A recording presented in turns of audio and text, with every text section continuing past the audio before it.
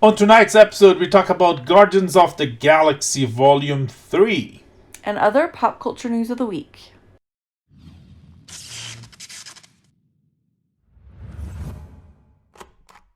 It's May 4, and may the 4th be with you, Star Wars Day, Star Wars Month, since there's so many Star Wars things that happen in May, including the premiere of the original movies, the May the 4th, and George Lucas' birthday. Yeah. And so may the 4th be with you. Happy Star Wars Day. And watch out, because tomorrow's Revenge of the 5th. Yes. So, just be aware. And just quick one. There's a new Disney Star Wars animation. It's actually a new season from the Disney Star Wars Visions. It's a different authors with different visions about Star Wars. They tell short stories. And there's some very interesting, this is visually very, very different, very beautiful. So season 2 is out. So there's something to check on Star Wars Day, Star Wars Month, among all the other content on Star Wars. And yeah, tomorrow is Cinco de Cuatro. But tonight we saw Guardians of the Galaxy Volume 3. This is the latest from the MCU, James Gunn, starring all of our favorites from the previous Guardians movies. And I would say overall it was pretty fun, but there are some significant caveats. The first of which that I would make and point out is that it was super dark and like violent and grim. The others, like, I think are very fun and definitely have their moments of depth and you know, crisis and tragedy and all the rest, but my kids could totally watch them. This one, not so much. Yeah. Viewer discretion. Yeah, there's for sure. some critics saying that this is the best Marvel movie. It's not even the best. To be honest, it's not even the best Guardians of the Galaxy movie, because the first one still remains the best, the freshest, the most fun. The odds were bigger, you know. So the stakes were higher. But this one is fun. The gang is back, and for one last ride. And it has some of the same stuff from the other two, from any other appearance of the Guardians. You know, the Guardians save the galaxy. Yeah. Having fun, making fun of each other and everybody else. Yep. There's hijinks, shenanigans. Yeah. And all that. There's definitely some character development in some.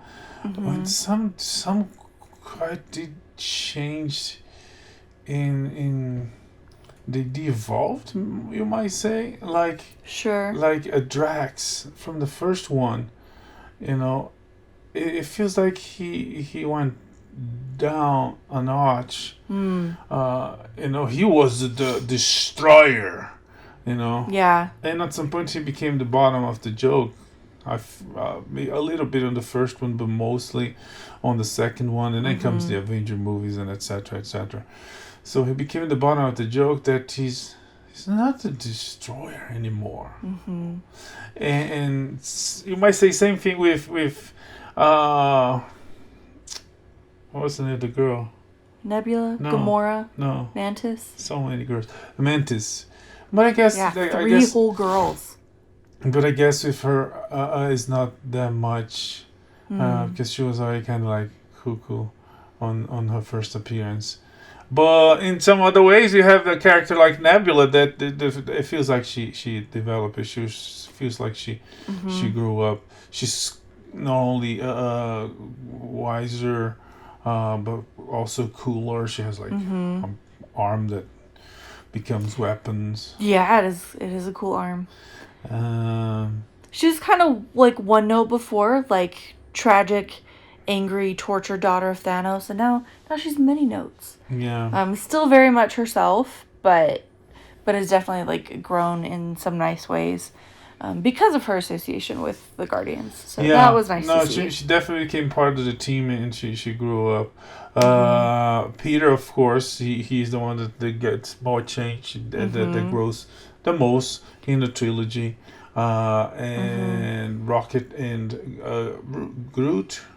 I guess we learn more about them, but I don't think there's any growth or any development. Yeah, I don't know about growth for Rocket, but a lot of the movie is spent on his backstory. So it's not so much him growing as us learning more about who he is and why he is. Yeah. Although by the end he has a couple breakthroughs, which they which hint is nice. before. I guess in this one they go deep into it, but they do kind of the relationship between Rocket and Groot. There was always a big thing. In this one, it was kind of like almost like they just part of the same team, and they're not like together as always they were together. Yeah. You know? Especially because one of the things from the first movie is I guess they developed the other characters in this aspect too, but from the first movie is that they Groot only says, "I'm Groot," and Rocket understands him. So this connection is so deep that they understand each other, and only Rocket does. So they tight, they close. When now everybody understands him, so they're not so essential, not so close. Anyways, but there were a few moments that. I mean, so in the other two movies, it does seem like, not just because, like, the fact that Rocket understands him, but Rocket and Groot are tight, right? They're besties. But in this one, Peter says over and over and over again, Rocket's my best friend. And that seemed to come out of nowhere.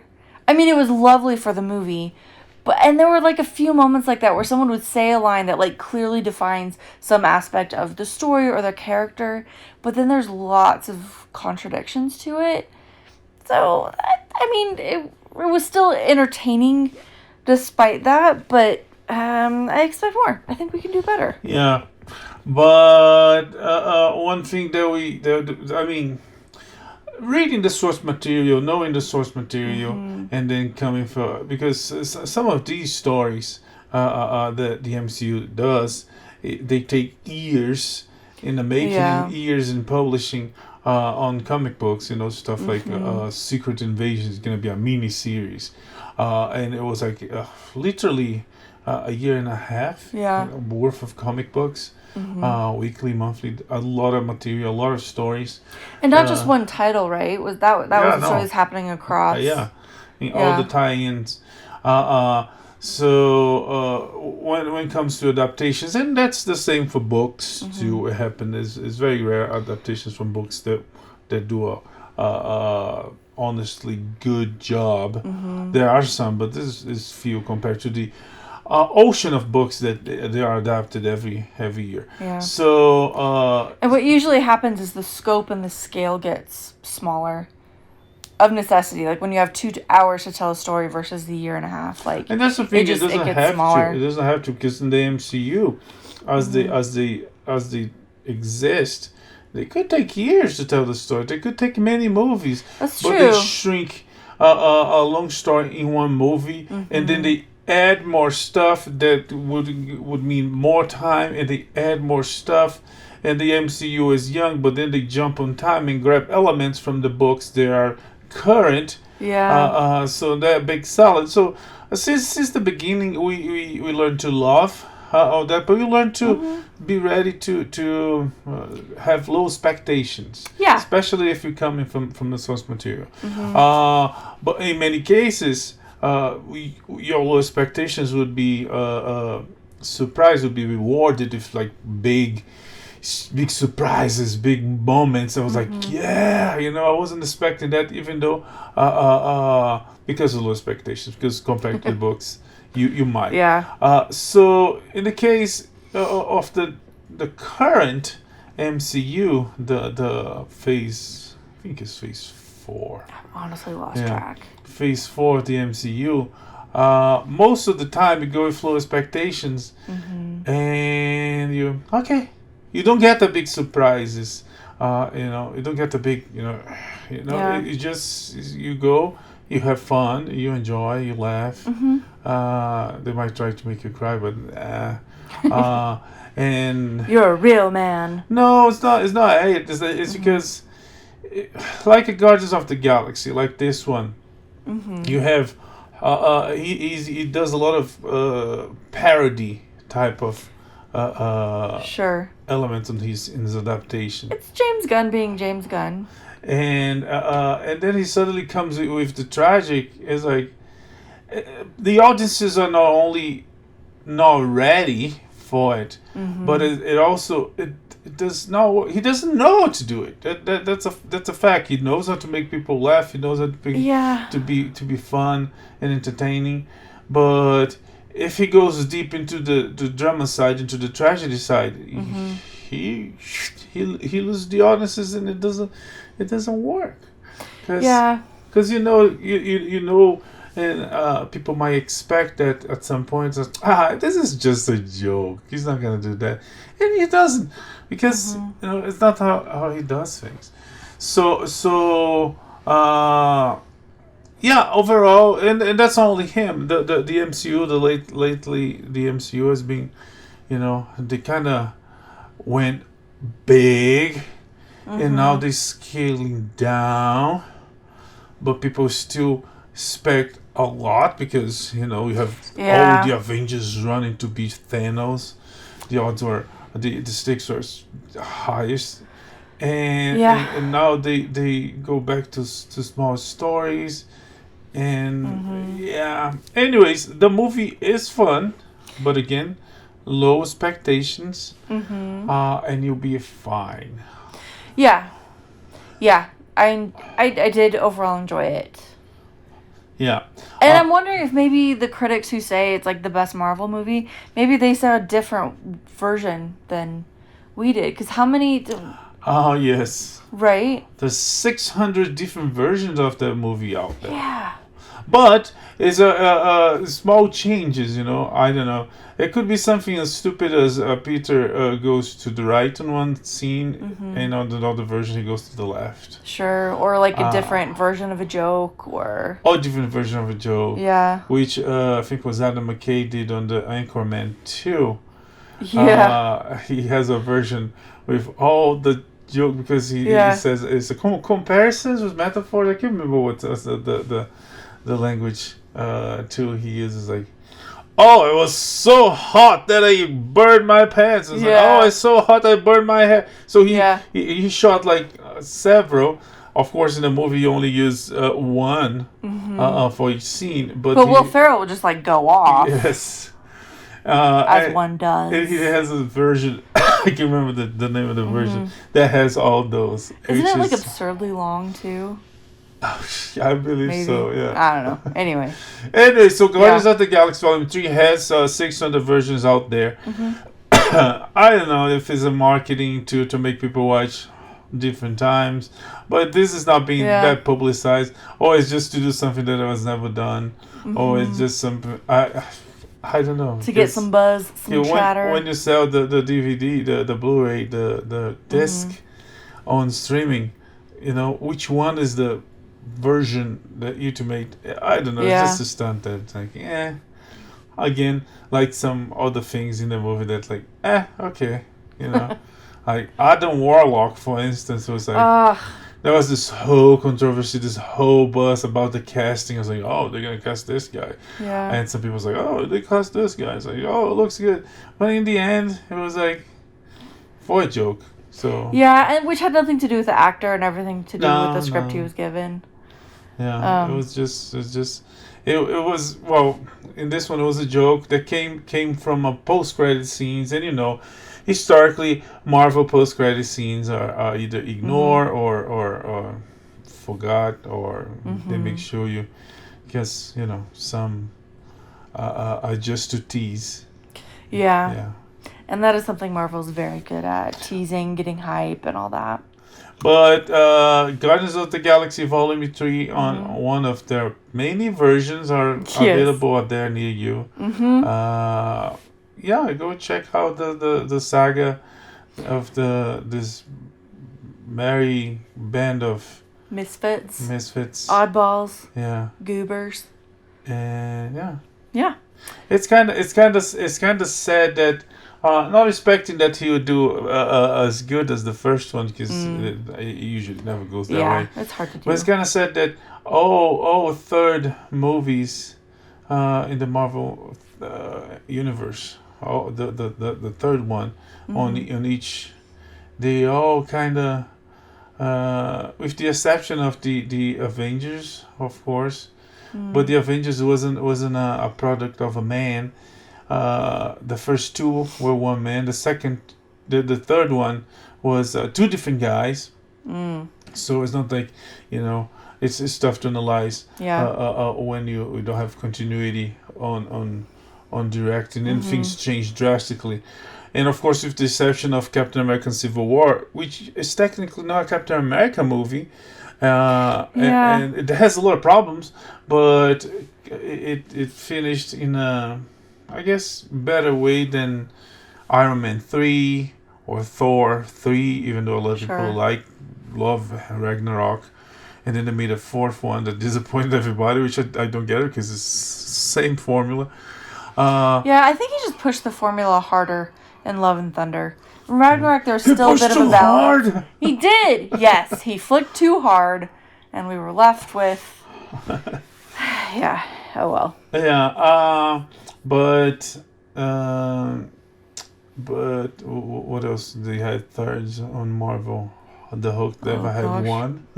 Yeah. Iron Man, Thor, Black Panther only had two. Ant-Man only had two. Okay. Yeah. It's hard to keep track because of there's the solo movies versus the Avengers movies, and then there's like Spider-Man off. Oh, Spider-Man's had. Spider-Man. The third one was probably the of the solo movies.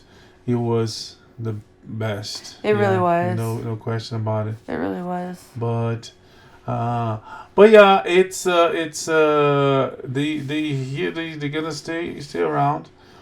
But things are so much different, especially including the TV shows and the series, the streaming series, to the point that they promised they're gonna go big again with a couple more Avengers movies. But what they're doing with the core cast, they're gonna have to rebuild. They're gonna basically working on new ones, and I don't know. It doesn't look. You're not holding your breath for anything. I mean, I was like for some movies like this year we had Spider-Man was spectacular. Yeah. But this year we had like Thor. I was like, yeah, this is gonna be great, and it was like, and then we had Ant-Man, Doctor Strange. They created the scope there so big that to create localized small stories, you have to find very creative ways.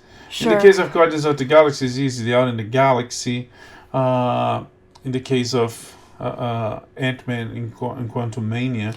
But then you have Thor on Earth, and he never called the Avengers. And then you're going to have a new Captain America movie coming soon. And he's going to do by himself without powers. Anyways, that's another can of worms. Because he never has powers. And he's Captain America now. But anyways... finishing with Marvel, MCU, and Guardians of the Galaxy, again available out there. You should go see it. Yeah. All right. It's the end of an era. ABC's The Goldbergs has finally ended. Yes. 10 seasons, 10 years. Beverly Goldberg, Wendy McClendon-Covey. She was saying that on an interview on how it was to see her TV son literally grew up. Yeah. She was a little boy when they started, and he ended as a young man. And she was part of that. They all were part of that. Yeah. And the show ended. They didn't try hard, but they delivered really well. Yeah. The episode starts like every other episode. and it goes through like every other episode. Yep.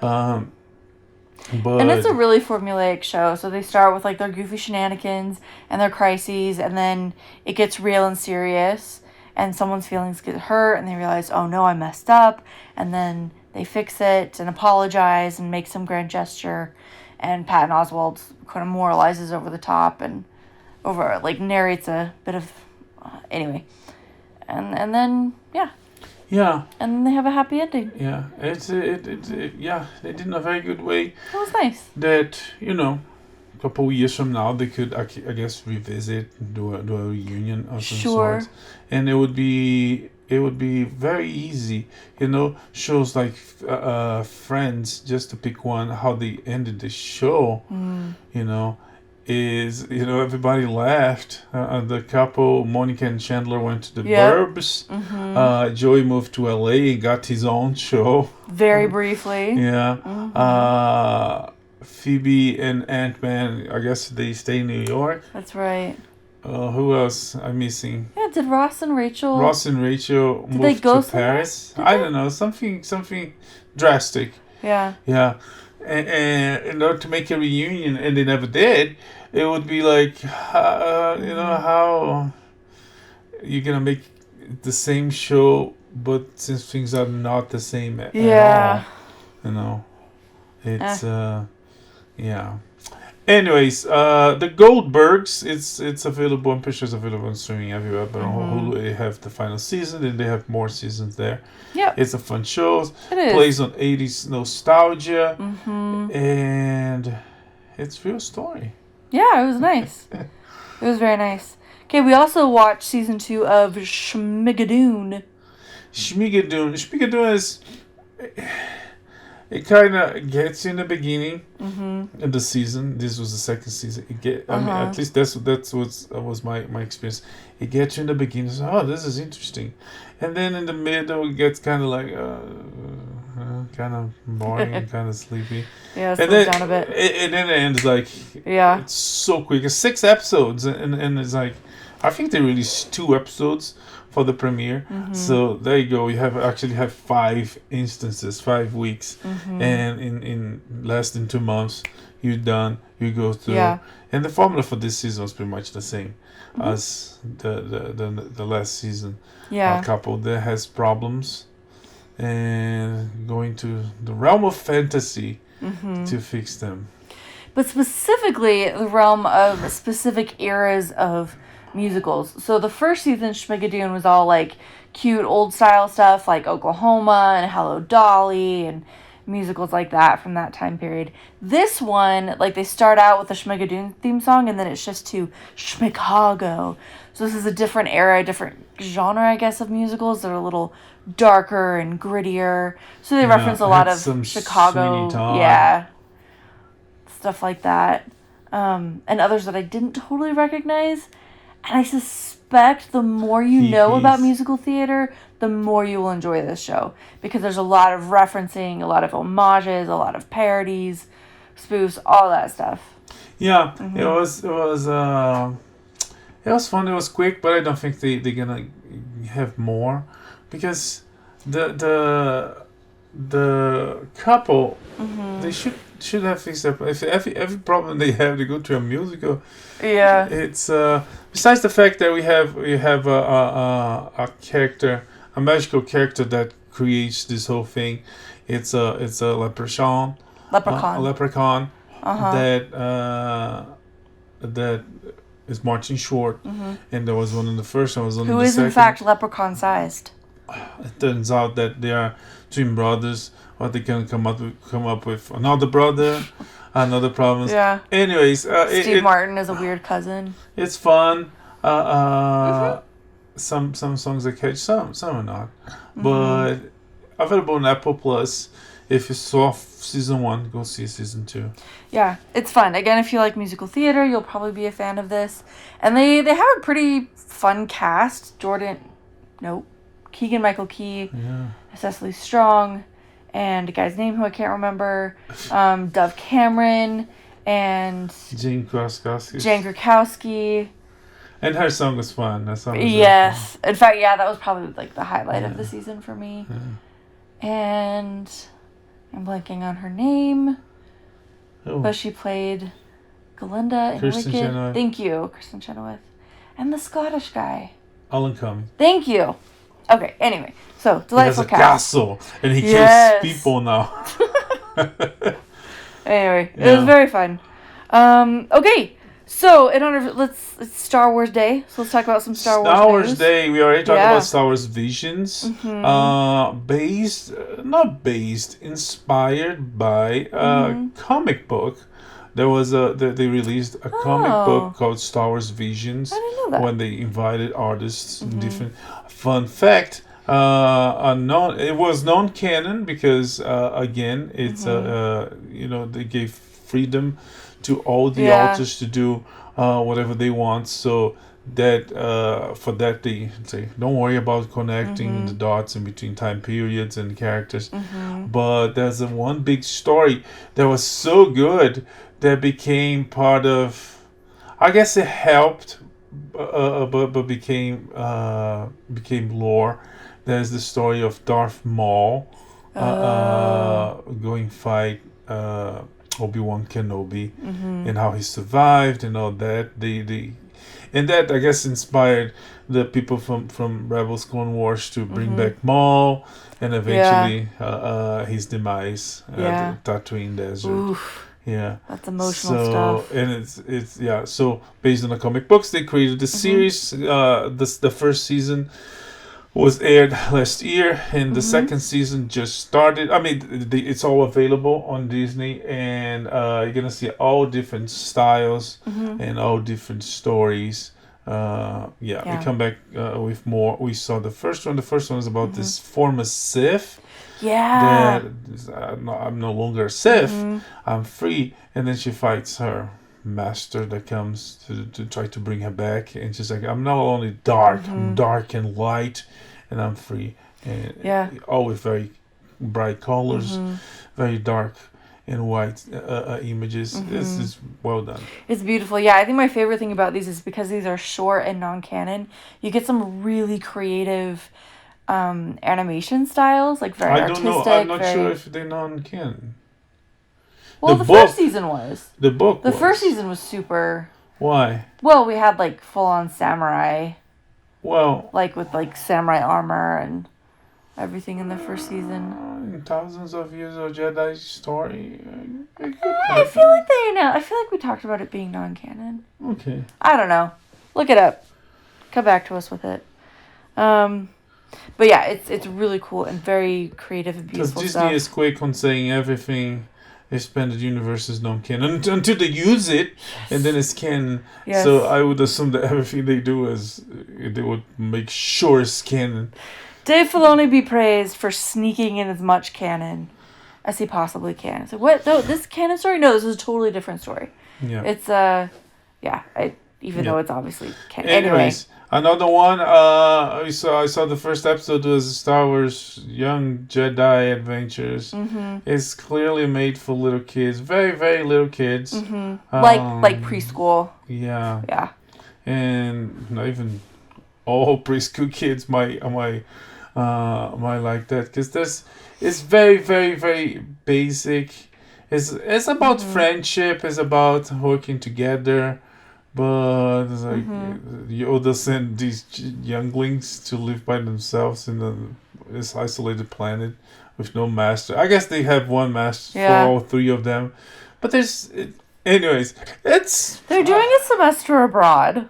Yes. But it gets weird when like the villains are kids. Are also too. children, yeah. The pilot of their ship is a kid too. Yeah, it's very kid friendly, with very kids. That one I hope it's not canon. Yeah. But our 4-year-old seemed to enjoy it. It was cute and fun. Nothing profound, but yeah. Okay. Anything else about new shows? Star Wars? No, there's more coming. Ahsoka's coming soon, and there's more, but that's... Okay. Yeah. Damon Lindelof was asked to leave his Star Wars project. Yeah, I mean, Catherine Kennedy has a history of Is Her Way or the Space Highway, and she decided, nah, I don't want it, so kicked him out. I mean, invite him to leave. So Yeah. not gonna happen. Oh well. Yeah. Fortnite did their usual roundup of fun Star Wars Day goodies and extras and specials.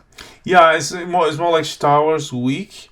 Yeah. They have skins for Princess Senator Amidala. No, princess, she was never princess. Queen Senator Amidala.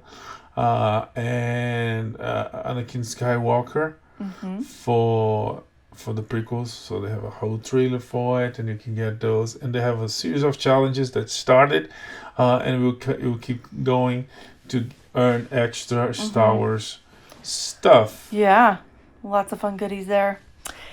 And today, like we talked about last week, Carrie Fisher was posthumously awarded a star on the Hollywood Walk of Fame. Yeah. And Billy Lord and Mark Hamill were there to mark the occasion. Yeah. And yeah, it was about time. I mean, it's tough. I guess time creates some sort of icons and legends that you have people like Harrison Ford. They have a gigantic, prolific, talented, spectacular career. Yeah. From before Star Wars to this day. And you have Carrie Fisher that, not diminishing her career, but she didn't do as much. Right. Right. So the whole star is kind of arbitrary because but it's basically a honor that, I don't know, family or some friends do, because the process is you collect signatures, you pay a fee. It doesn't come from an organization that decides to honor. If it comes from an organization, it's an organization that will make happen. But it's not like the Hall of Fame is an organization that's gonna honor you. Anyways, she deserved it. She was honored by her daughter and her brother in her film. Space brother. Yeah. And yeah. Yeah, it was very nice. Okay, the Writers Guild of America. Yes. What's going on? You might notice that we're here and we are speaking because our writers are not on strike. But that's a fun way of making it sound like we have writers. Well, we do. We write stuff. Some shows do less than this. Some talk shows they put a topic and go. That's why some people say so many stupid things on TV. Fair enough. They don't have a script that they go through. Yeah. They have topics. They have subjects. So yeah. Well, we should join the strike because I think we deserve to be paid more for this. Oh yes, but there's not enough money to pay us. No union, no Hollywood could afford this. But yeah, we are here. We're speaking, we're writing, but Hollywood is stopped. Yeah. The WGA Writers Guild of America, which is a fancy name for the Union of Writers in Hollywood TV and film, went on a strike after trying to reach their demands with the Hollywood studios and broadcast companies. Yeah. And I don't know. I mean, I hope they're successful because, the way we watch television is so different, and movies is so different than it used to be. So old pay structures based on syndication or anything aren't going to do a whole lot for writers who deserve to be compensated for their work. And anyway, so I hope things work out. Yeah, there's always the problem of you hire more of okay ones or less of great ones. Sure. Because it's definitely a problem. Because some of the writing, some of the writers we have, and you see some of the stuff we watch, some of the stuff we watch on TV and at the movies. I was like, oh wow. It took 3 people to write Avatar 2. Yeah. It took It took, Yeah. it's questionable, Yeah. but yeah, there's the whole streaming problem. It's definitely something critical. Last time they had a strike was like 15 years ago, something like that. Yeah, I think it was, almost exactly 15 years ago. And back then, the industry scrambled for almost 6 months. It was long, yeah. Shows stopped. Shows were canceled prematurely. Bunch of short seasons. They tried to bring people outsourced to writers in India. But right now it's more problematic because the industry is going to a series of problems from Biden inflation, from economic problems. So there's a lot of layoffs. There's a lot of cutting costs, and there's also the AI situation because AI can write. Right. And all that together, it's tough. It might be longer, or they might cave. Because one of the biggest problems is they're asking for $400 million. Overall, is a figure to the cause, including better pays, including getting money back from rights and residuals and stuff like that, and insurance and stuff like that. The industry said we give you 80. So that's a lot less. It's a lot it's so less. Much less. They might be asking for, if they're asking for 400 and but they know they only can get 200. It's still a lot, because 80 to 200, it might take long ways. So it might happen and it might not happen. There's always the possibility that they will get something close to what they want. And because the industry is laying off a lot of people, they just gonna lay off half of that, and situation goes back to the same. But the strikers are already affecting TV shows, like the talk shows are all stopped, with few exceptions, like Gutfeld on Fox. It's gonna stay on. Fallon too, right? Fallon, the NBC said they're gonna pay the writers for this week, and Fallon said that he's gonna give his own money for next week. But there's nothing beyond that. If anything, it is drastic. I guess it's drastic. It's not super drastic. It is a privileged category. It's privileged industry. And some of the problems in the country, they kind of help by the things they write. So, anyways, California is a big problem. It was always a big problem, and they mostly there. The unions are there. This is basically happening in California and New York City. And the governor of California, just in a gesture of virtual signaling, is like, I will do something if they ask me. Because he said it's affecting everybody in California, which is not. If anything, the industry, it kind of do the opposite of helping the majority of the population. Not only because the crowd is the streets that when I go to work, but also because the prices go so crazy, and some of the superstars can't afford. But a person that is a teacher needs to drive hours to get to work. So there's this whole mess. But some other WWE keeps going. Yeah, don't worry about it. First of all, why does wrestling have writers? Because that's real.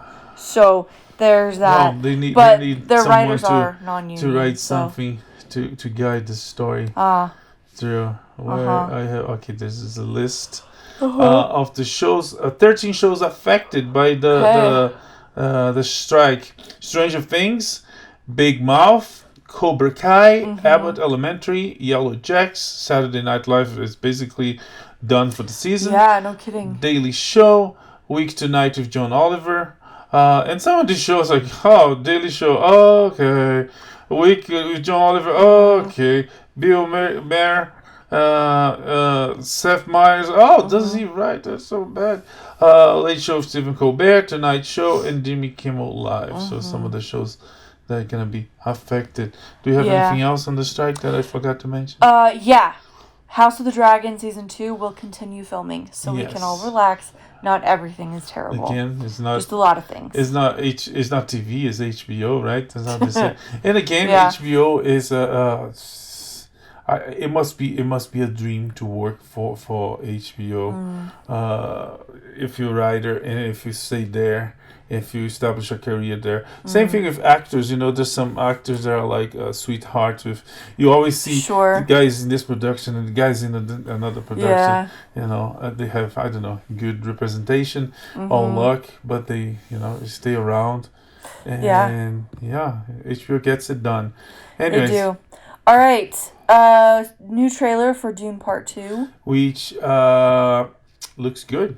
It does. They released photos of Austin Butler as Feyd-Rautha. Looks fantastic. I don't know who that is, but he looks good. Yes. Whoever he is. Just trust me, it's going to be great. The Met Gala happened this past week, the first Monday in May.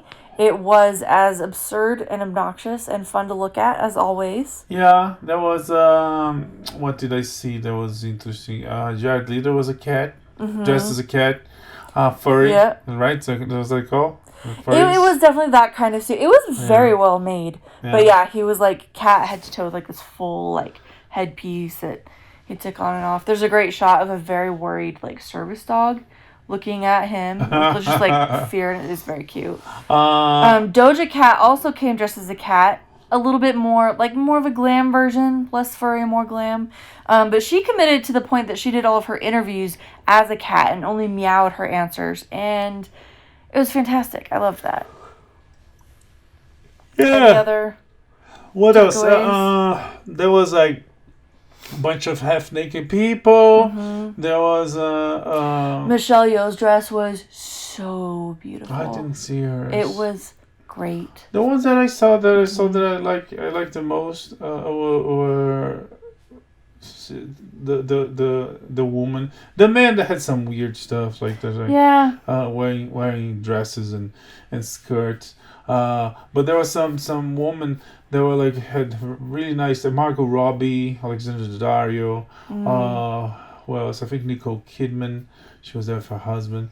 And Viola Davis was a little bit was pretty, but it's pretty on the realm that they could go anywhere with that. They could go to movie premieres and all the events. When some people that were half naked, it's like, this person's not gonna go to church with that. When some of the other ones could. That was the ones I liked the most, and nothing.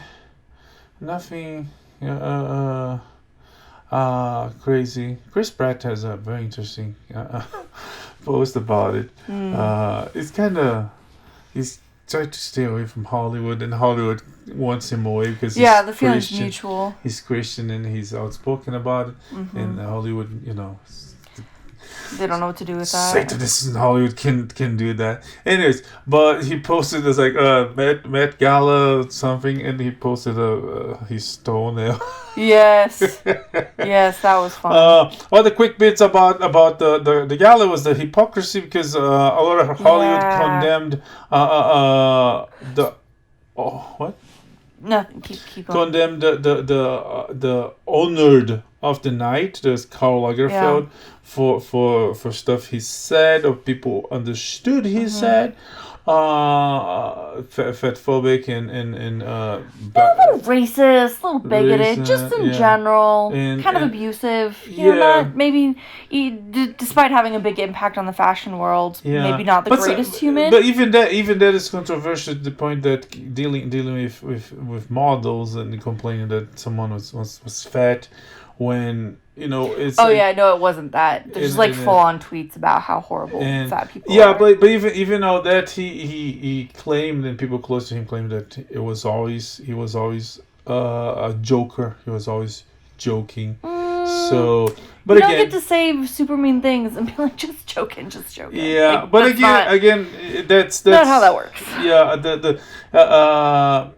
it's all depends on who jokes. If if Joe Biden makes that kind of joke, it's fine, it's pretty, it's cute. And last week we had the correspondence dinner. That's right, the White House correspondence dinner. So it depends, and I guess he got into a corner that he went from someone that could make the joke to someone that couldn't, and then he was disgraced. But that didn't stop Hollywood to still honor him with that, and that caused some people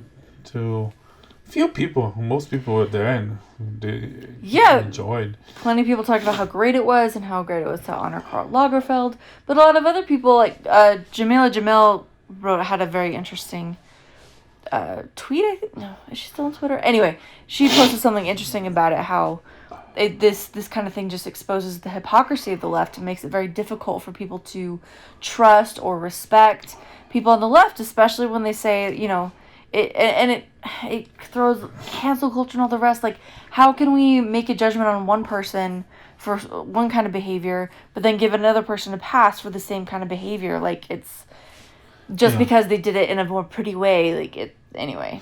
Yeah. So, but between hypocrites, Satanists, and cockroaches, I don't know if you saw this one. That's right. There was a cockroach who walked the carpet. Yeah.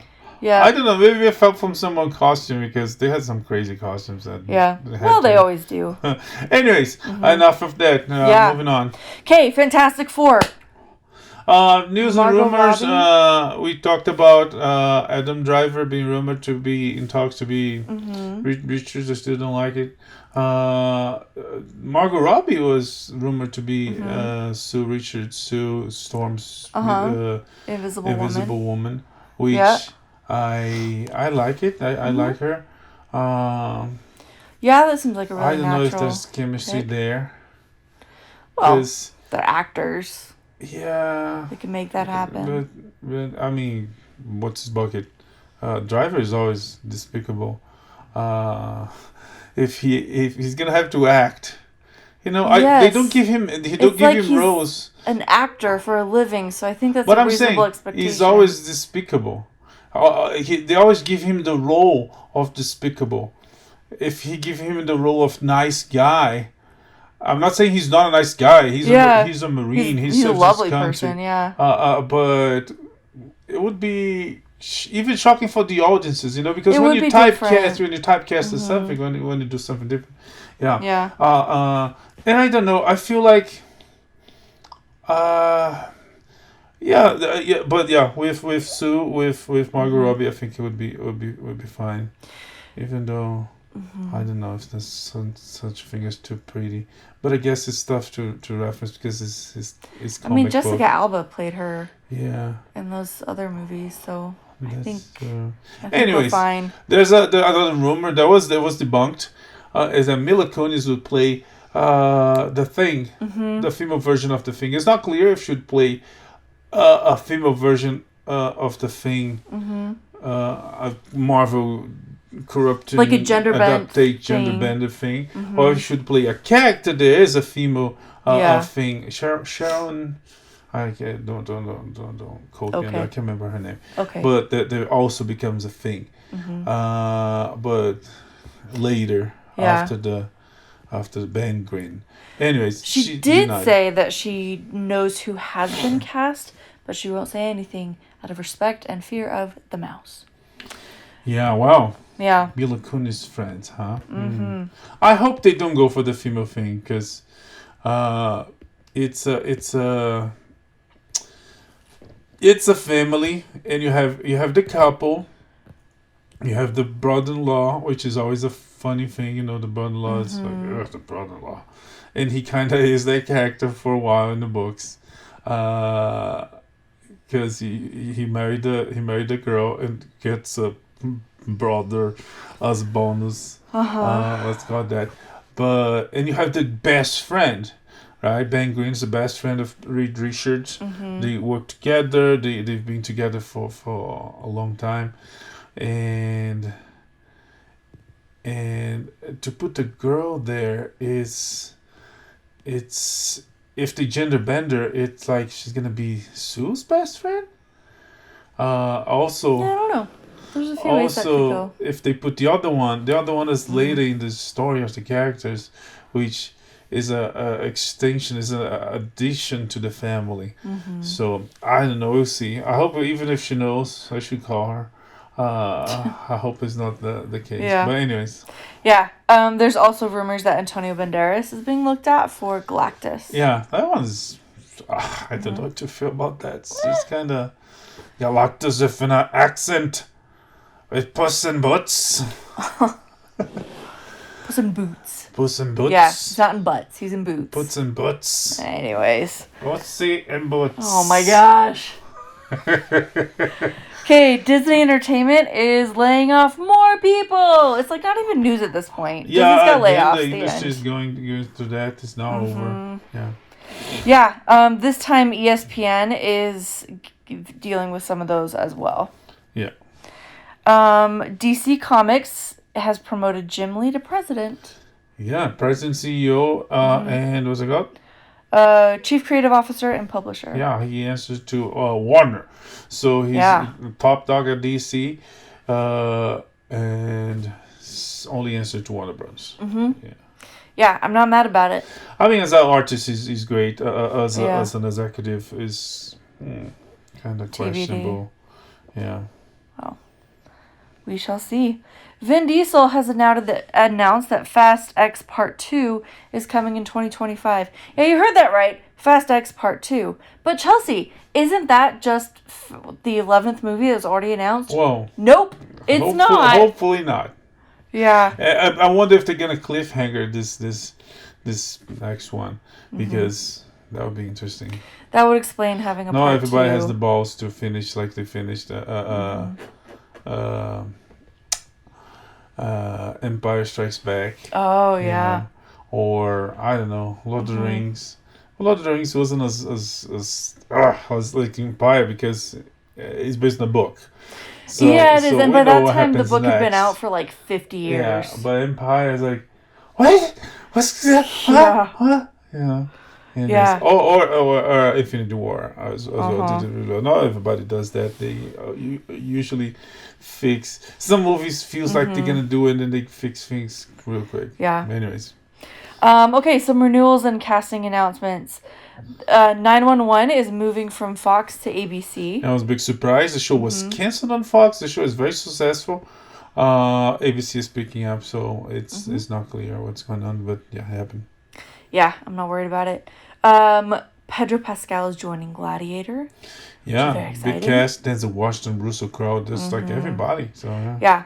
So I'm guessing that Pedro Pascal is going to play a former gladiator who's been entrusted with a small child that he has to take on a long journey.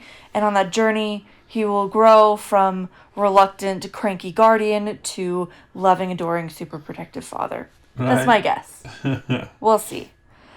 Sweet Tooth was renewed at Netflix. Yeah, it will be the third and last season of this DC property. Yep. CW has picked up FBOY Island. And gonna spin off into F-Girl. Thank goodness that there's still quality television available.